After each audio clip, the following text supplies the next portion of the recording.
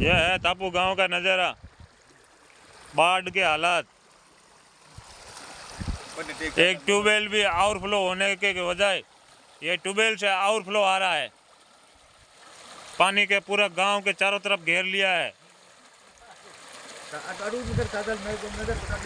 नज़र दिख रहे है ना, ये सब देखो ना, ये कितना तेज बहाव चल रहा है।